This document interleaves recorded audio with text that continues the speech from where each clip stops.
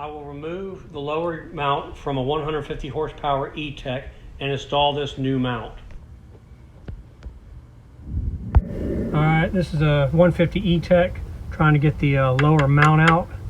I got bolts out. I'll go over that in a minute ago, but right now I'm trying to figure out how to get it out. It pretty much looked like this.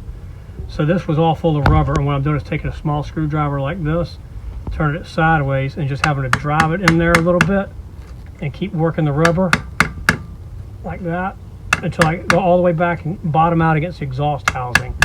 I'm almost done. I'll come back in a minute when I get there and see if this works. My plan is this little triangular shaped piece here is going to be able to come up, and I'm going to be able to do something with it. See how this piece is separate?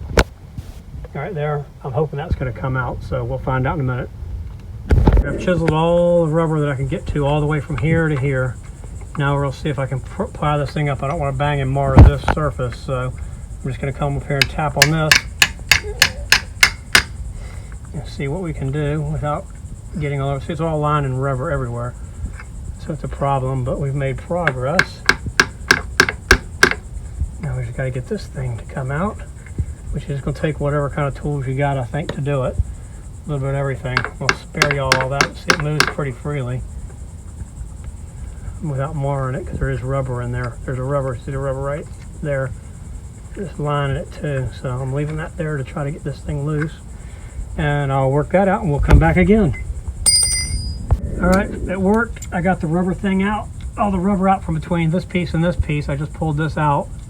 It was in there like that. Just took the vice grips and was able to wiggle it and pull it out like that. So I got 1/3 of the mount out. I still got another piece of that, a wedge piece of metal right there. This is what it looked like before I pulled all the rubber off down here.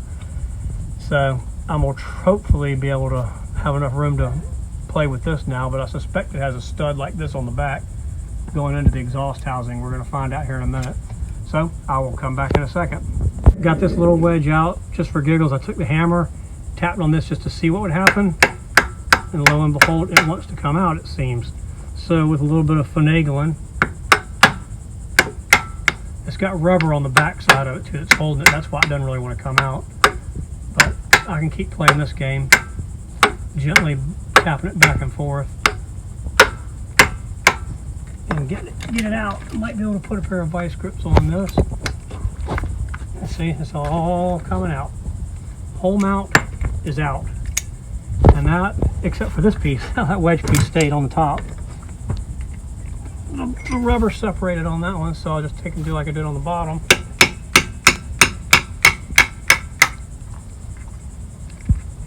And get that piece out.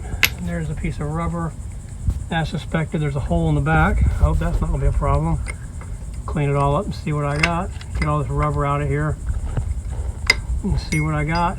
And get the new mount ordered and the new bolt that I broke, just for saying so. These bolts are, I believe, 3/8 heads, and the bolts up here that come into the front of the mount are 5/8 heads, and they come apart relatively easily, these front ones. Bottom one came loose fairly easily. Second one, the top one, I had to heat the mount here with a acetylene torch to get it to come, because it wasn't going to come.